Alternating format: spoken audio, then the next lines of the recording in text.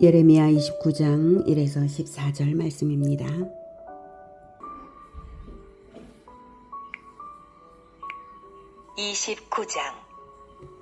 선지자 예레미야가 예루살렘에서 이 같은 편지를 느부갓네살이 예루살렘에서 바벨론으로 끌고 간 포로 중 남아있는 장로들과 제사장들과 선지자들과 모든 백성에게 보냈는데, 그때는 여고니야 왕과 왕후와 궁중 내시들과 유다와 예루살렘의 고관들과 기능공과 토공들이 예루살렘에서 떠난 후라.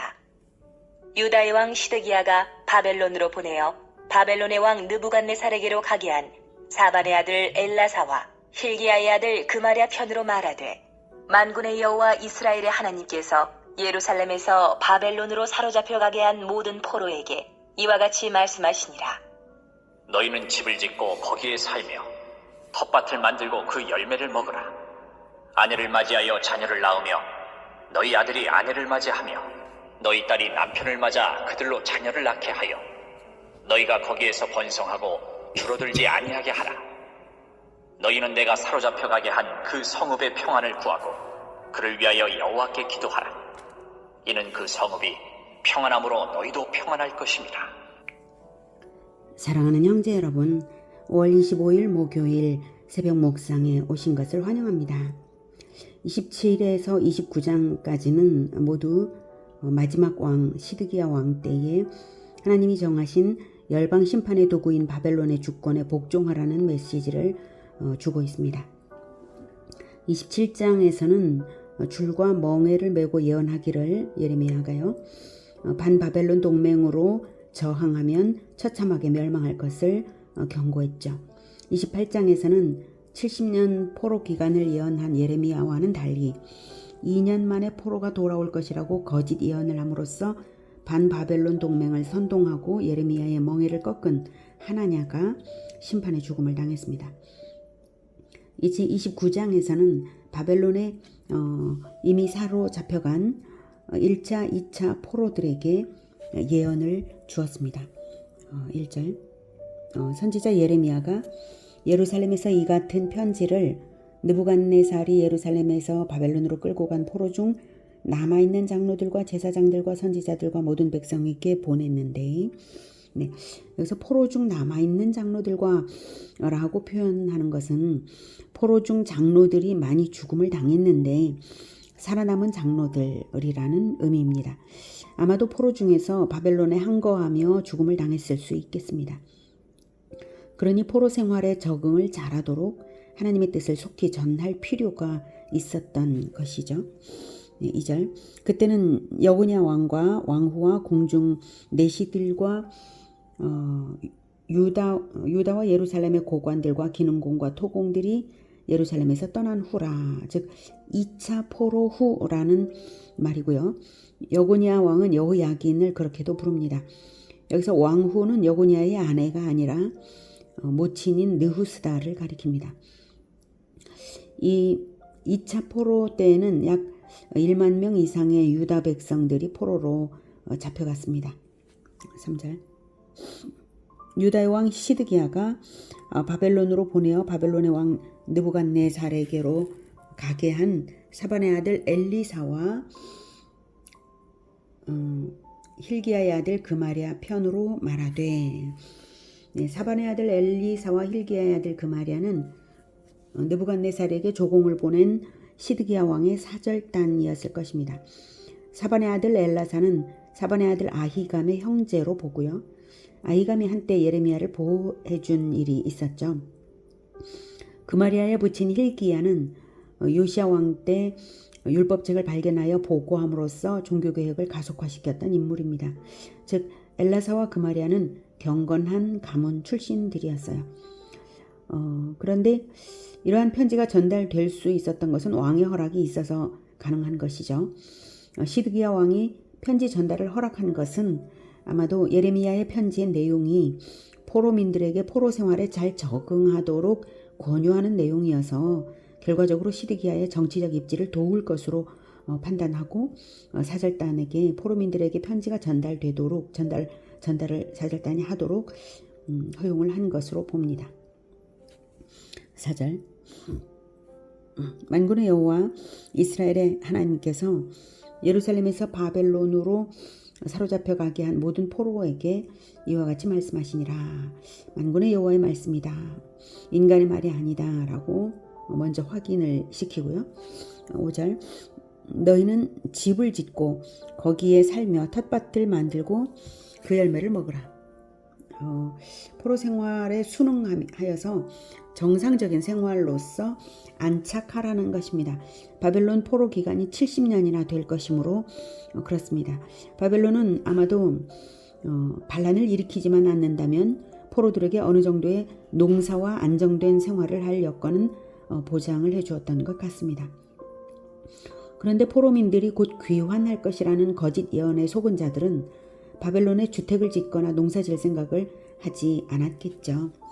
6절 아내를 맞이하여 자녀를 낳으며 너희 아들이 아내를 맞이하여 너희 아들이 아내를 맞이하며 너희 딸이 남편을 맞아 그들로 자녀를 낳게 하여 너희가 거기에서 번성하고 줄어들지 아니하게 하라.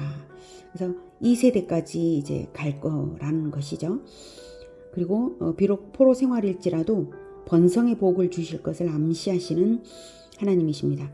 또한 회복의 때에 제2세대가 번성한 숫자로 돌아와야 할 것을 암시하시는 것이고요. 7절 너희는 내가 사로잡혀가게 한 그 성읍의 평안을 구하고 그를 위하여 여호와께 기도하라. 이는 그 성읍이 평안함으로 너희도 평안할 것임이라. 네, 정복자에 대한 마음가짐은 원수를 갚으려는 것이 아니라 오히려 평안을 구하라는 것입니다. 반란을 일으키지 말아야 할 것은 물론이고요. 마음속으로라도 바벨론이 망하기를 바라지도 말라는 것이죠. 오히려 평안을 위해 기도하라는 것입니다. 이 말씀은 가만히 생각해 보면 우리에게 대단하게 평안을 주시는 말씀입니다. 우리가 그 어떤 상황에 처한다 할지라도 아무도 미워하지 않아도 되는 근거를 주십니다. 그 누구도 미워할 필요가 없는 거죠. 원수를 사랑하고 완전한 평안을 누릴 수 있습니다. 사실 유다 백성들은 형제의 생명을 빼앗아가고 자기들을 억압했고 또 고향을 등지게 했고 운명을 송두리째 바꿔놓은 그러한 바벨론을 결코 용서하기 어려울 것입니다. 그러나 그러한 마음에 사로잡혀 있는 한 결코 평안은 없습니다.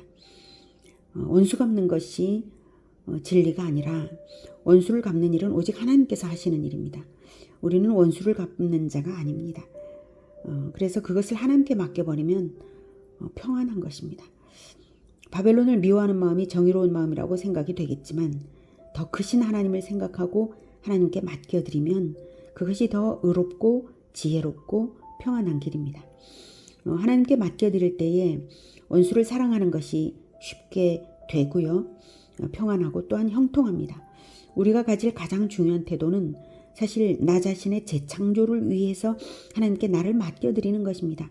하나님은 고난을 사용하셔서 또한 원수를 사용하셔서 덜된 나 자신의 영혼을 재창조하고 계시므로 우리는 나의 인생을 하나님께 맡겨드리며 원수를 사랑하는 것이 가장 지혜롭고 형통합니다. 왜? 그게 하나님께 협력하는 길이니까요. 하나님은 포로 생활을 통해 남은 자들을 변화시켜서 구속사의 새로운 주역을 준비하고자 하시는 것입니다. 그런데 거짓 선지자들이 하나님의 일을 방해하고 있었죠. 8절 만군의 여호와 이스라엘의 하나님께서 이와 같이 말하노라. 너희 중에 있는 선지자들에게와 점쟁이에게 미혹되지 말며 너희가 꿈도 고지듣고 믿지 말라. 내가 그들을 보내지 아니하였어도 그들이 내 이름으로 거짓을 예언함이라. 여호와의 말씀이니라. 여호와께서 이와 같이 말씀하시니라. 바벨론에서 70년이 차면 내가 너희를 돌보고 나의 선한 말을 너희에게 성취하여 너희를 이곳으로 돌아오게 하리라. 여호와의 말씀이니라. 너희를 향한 나의 생각을 내가 아나니 평안이요 재앙이 아니니라. 너희에게 미래와 희망을 주는 것이니라. 너희가 내게 부르짖으며 내게 와서 기도하면 내가 너희들의 기도를 들을 것이요 너희가 온 마음으로 나를 구하면 나를 찾을 것이요 나를 만나리라. 이것은 여호와의 말씀이니라. 나는 너희들을 만날 것이며 너희를 포로된 중에서 다시 돌아오게 하되 내가 쫓아보내었던 나라들과 모든 곳에서 모아 사로잡혀 떠났던 그곳으로 돌아오게 하리라. 이것은 여호와의 말씀이니라. 하나님께서 1차 포로와 2차 포로를 먼저 보내신 뜻은 사실 그들을 더욱 악한 예루살렘 사람들로부터 우선 분리시킨 것이었습니다. 11절에 너희를 향한 나의 생각을 내가 아나니 평안이요 재앙이 아니니라. 너희에게 미래와 희망을 주는 것이니라. 네, 예루살렘의 잔존한 자들은 자기들이 축복되었고 포로들은 저주받았다고까지 비정한 말을 토해냈지만 사실은 그 정반대였습니다. 하나님은 성전도 없는 포로지에서 오히려 포로민들의 성소가 되어주시겠다고 하셨습니다.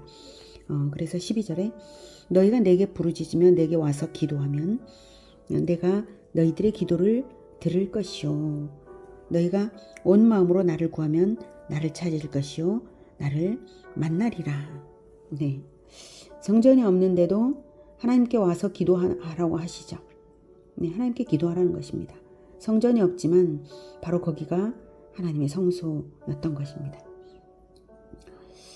그리고 확실하게 귀환을 약속하십니다. 14절 이것은 여호와의 말씀이니라. 나는 너희들을 만날 것이며 너희를 포로된 중에서 다시 돌아오게 하되 내가 쫓아보내었던 나라들과 모든 곳에서 모아 사로잡혀 떠났던 그곳으로 돌아오게 하리라. 이것은 여호와의 말씀이니라. 네. 우리 인생에서 그 어떤 어려운 일이 있더라도 하나님은 자기 자녀인 우리에게 가장 좋은 것을 주시고 계심을 믿으시기 바랍니다. 하나님의 생각은 우리 생각보다 완전하고 하나님의 생각은 평안이요 재앙이 아닙니다. 우리에게 미래와 희망을 주시는 것입니다. 유다인들만 아니라 우리에게도 그렇습니다. 다만 우리의 태도가 어떠냐에 따라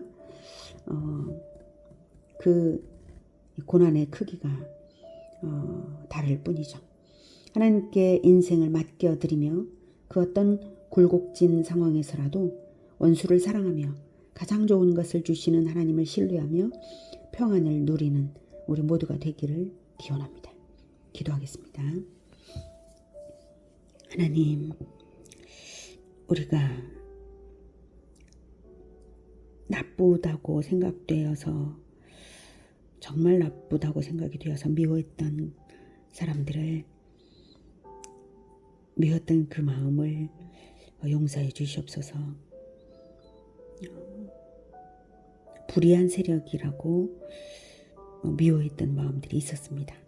그러나 하나님, 이 세상에 아직 굴곡진 것이 있고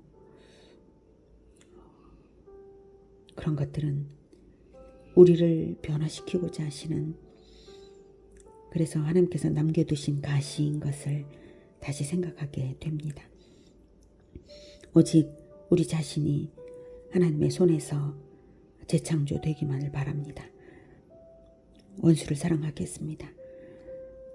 그리고 하나님께 인생을 맡겨드리고 순응하며 오직 하나님께 기도하며 하나님을 찾고 후대를 번성하며 또한